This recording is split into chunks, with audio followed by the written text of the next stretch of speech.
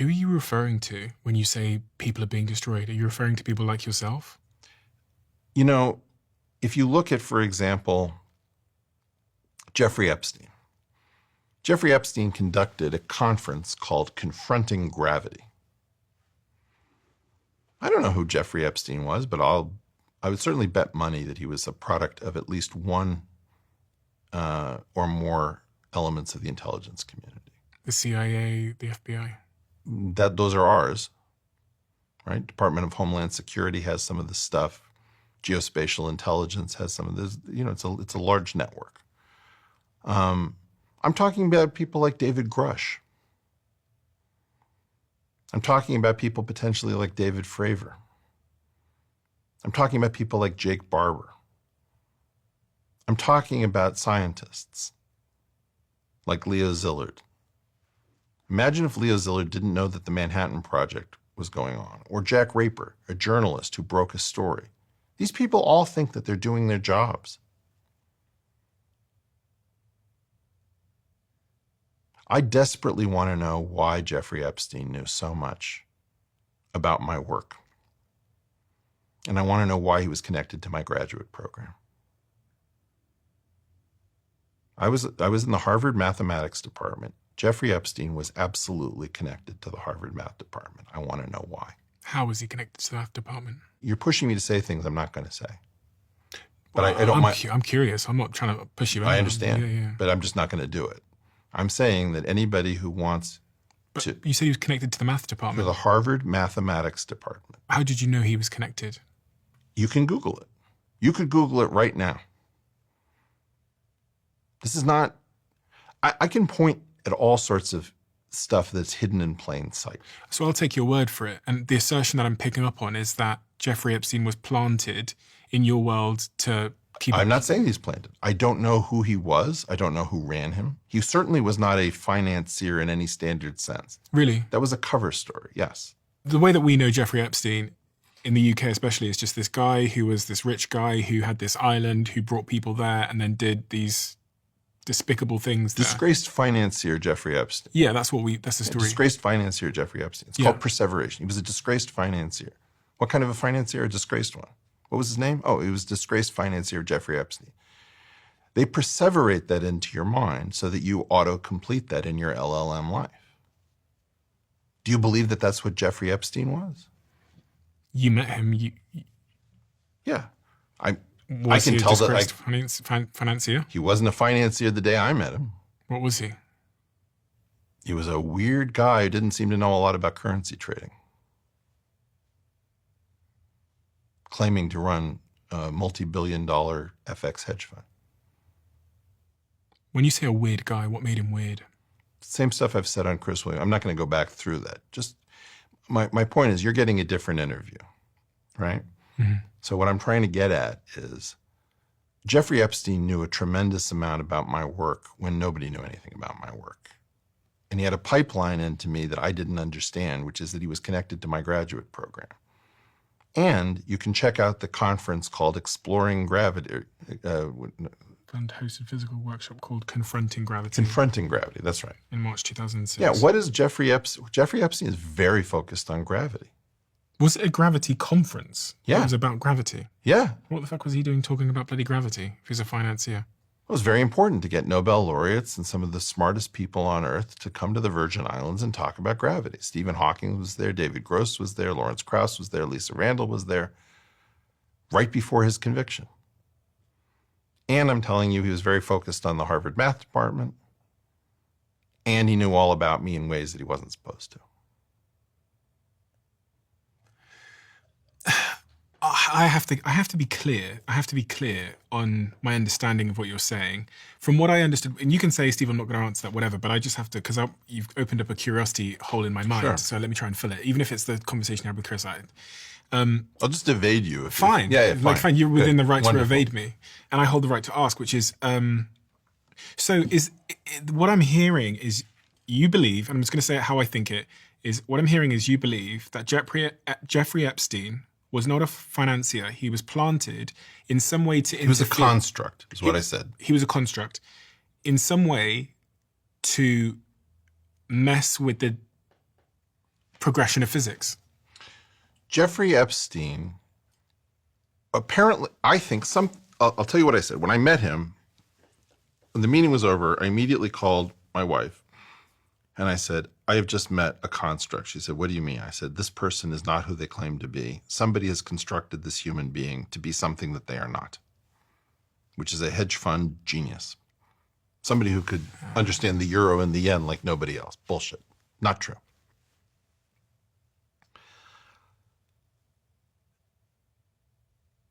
I believe that whoever constructed Jeffrey Epstein was running multiple different programs through the same thing, having put in a large initial investment. It wasn't about one thing. If you build a mall, you don't just have clothing stores in the mall, you have a food court in the mall, right? You have jewelry in the mall. You have all sorts of different things in the mall. Jeffrey Epstein was a construct of something that was running multiple things. One of those things was science. And I don't think that the science and the pedophilia were necessarily in the same bucket. He was funding all sorts of people. I don't think everybody at that, part of the problem with calling his plane the Lolita Express and calling his island Pedophile Island is that you just can't see all the different things that were going through this guy.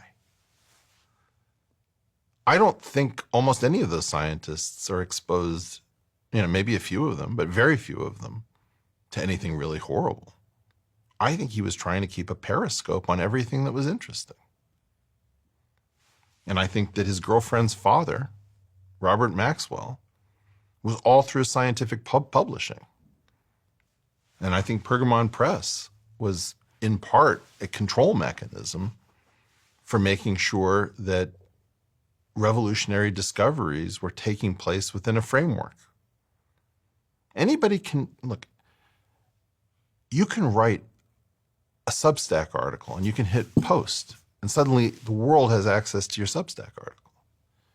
That is a nightmare. What if somebody posts, weaponized anthrax?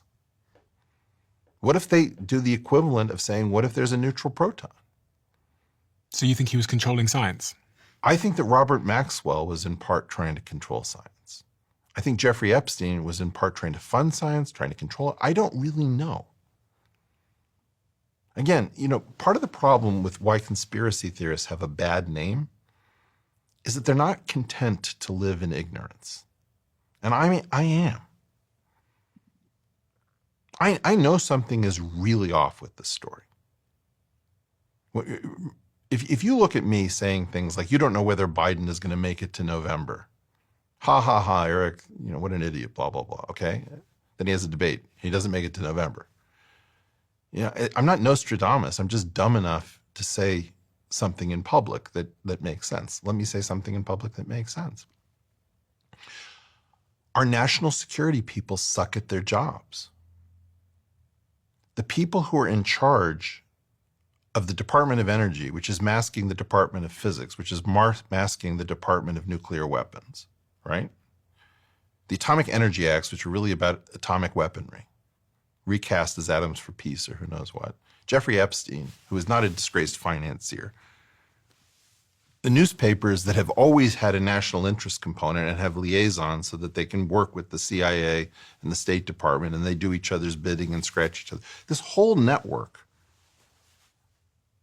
is what I've called managed reality. We live in managed reality. We are all in some version of the Truman Show. And you can look at it, you can Google it. I can give you 1 million search terms, and every time I give 1 million search terms, you'll watch my reputation get torn apart. Are you going to blame me that you didn't know what the whole of society approach is because you didn't know the Daniel Inouye Center for Security in the Pacific came up with an idea for soft fascism to fight hybrid wars? You didn't know what hybrid warfare? Look at my talk at ARC, Jordan Peterson's group, the Alliance for Responsible Citizenship. It's at almost 2 million views. And why is it? Because people are saying, I didn't know these terms. Did you know what the Human Terrain Project is? Do you know about human terrain? You're a mountain, I'm a valley, and instead of war planners figuring out how do we use that valley to capture that mountaintop because it gives us an eagle's nest, to snipe from or whatever, they say, okay, This is the second most powerful podcast in the world, second to Joe Rogan. How do we capture him? Fuck. Leave me alone, please. No, but that's what I'm trying to say. You're human terrain. Yeah. When the human terrain wakes up and says, wait a minute, I'm human terrain? Well, my feeling is, if you don't want me to talk about this on a podcast, then keep your terms separate. Nobody knew the term pre-bunked malinformation. Do you know what pre-bunked malinformation is? Malinformation is information we don't want to get out. Technically, people try to pretend that it's information that will be misinterpreted, but really it's real stuff that is deleterious to the narratives that we're trying to push forward and what we're trying to do. And pre-bunked means discredited. So we know what debunked, we have to debunk disinformation. We get that.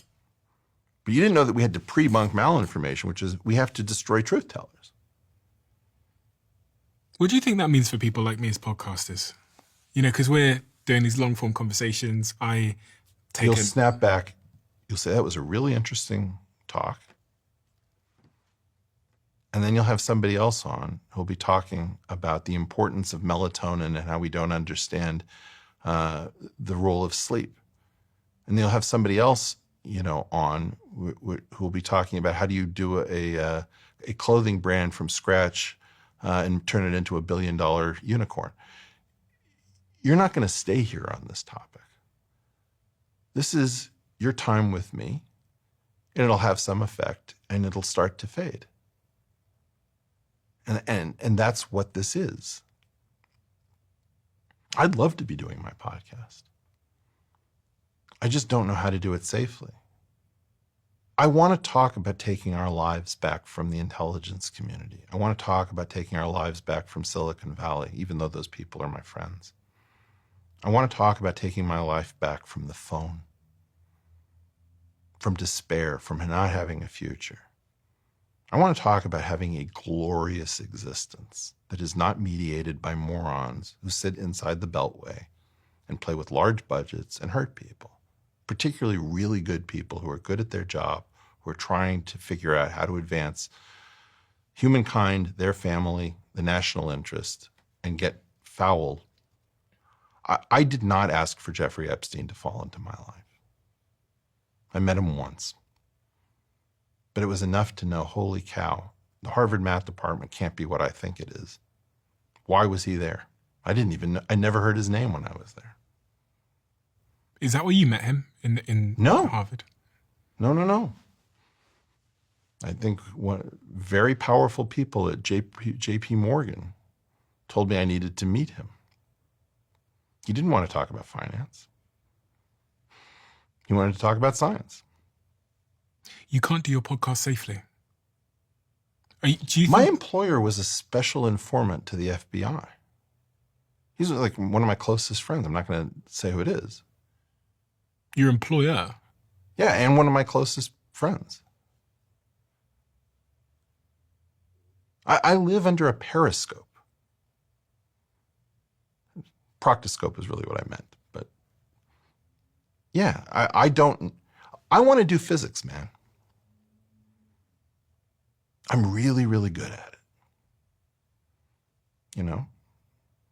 And if we have an idea that we shouldn't do physics in public, I would like to have a call from somebody inside. Hey, Eric, we need you to come in. Okay, great. What's up?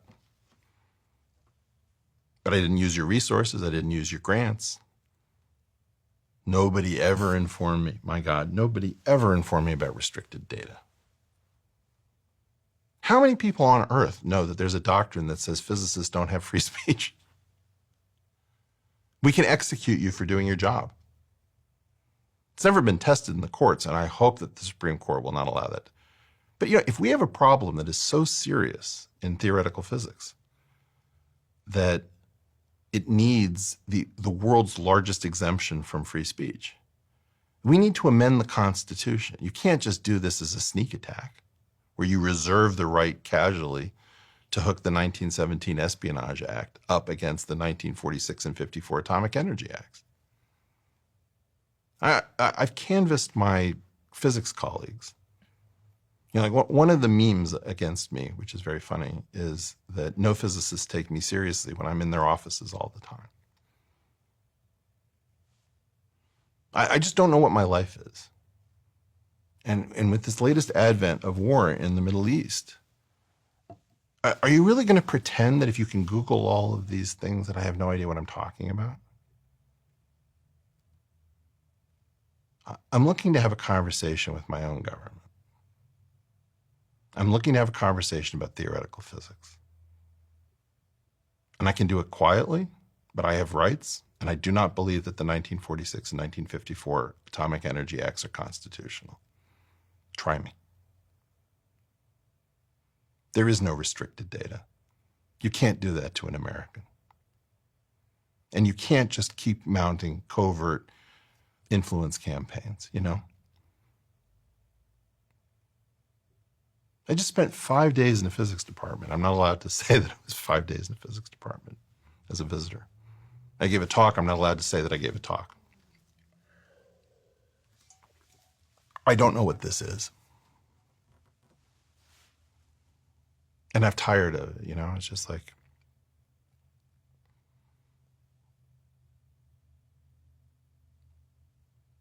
if you're managing the Middle East this badly, if you're managing physics this badly, if you're managing the national economy this badly, if you screwed up COVID this badly by getting inside of the Lancet and Nature,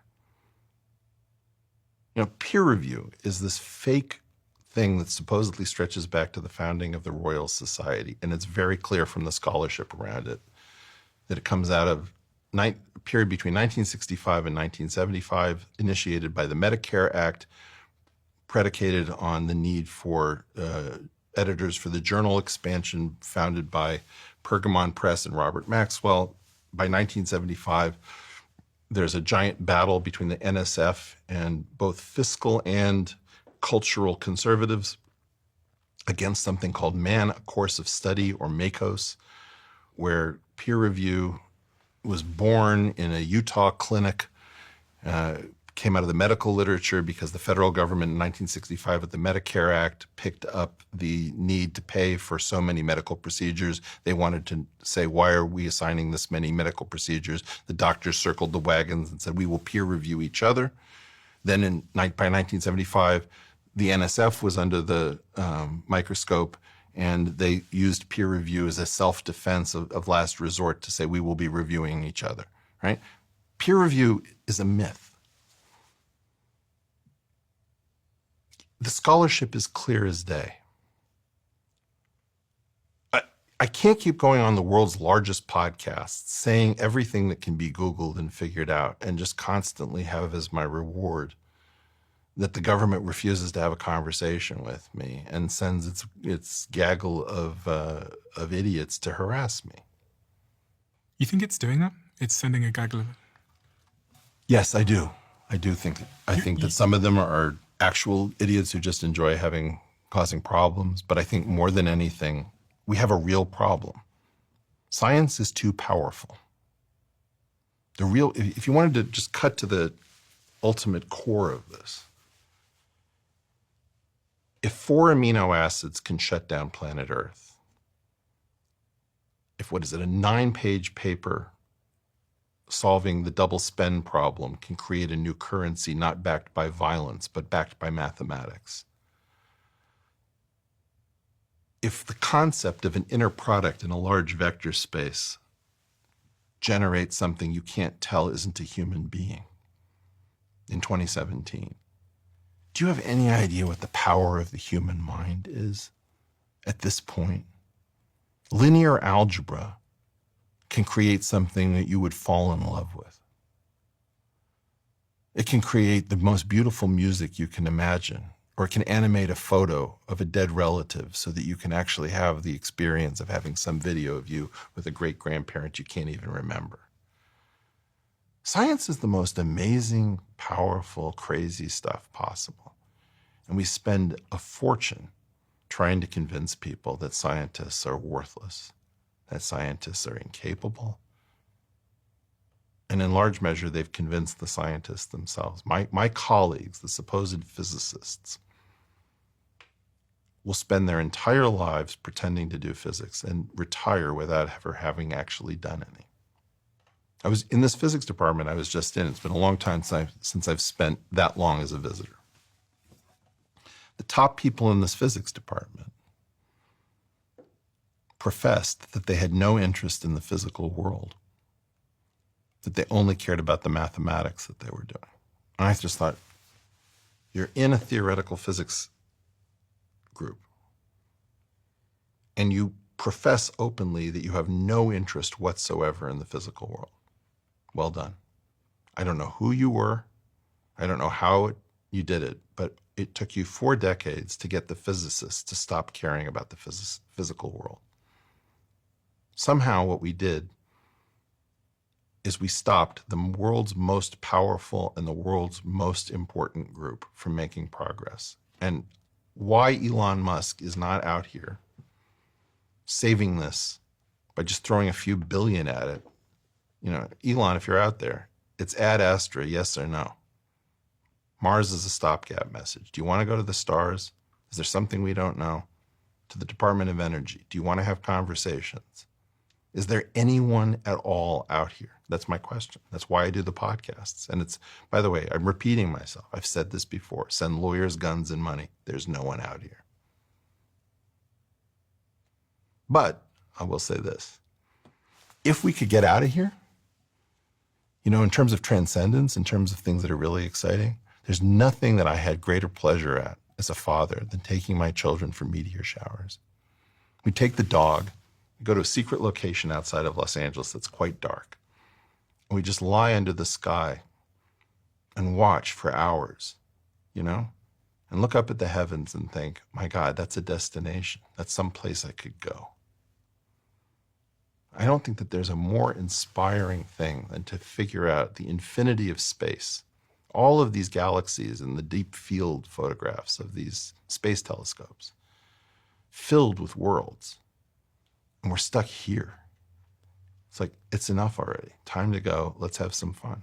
That's really what I'm excited about.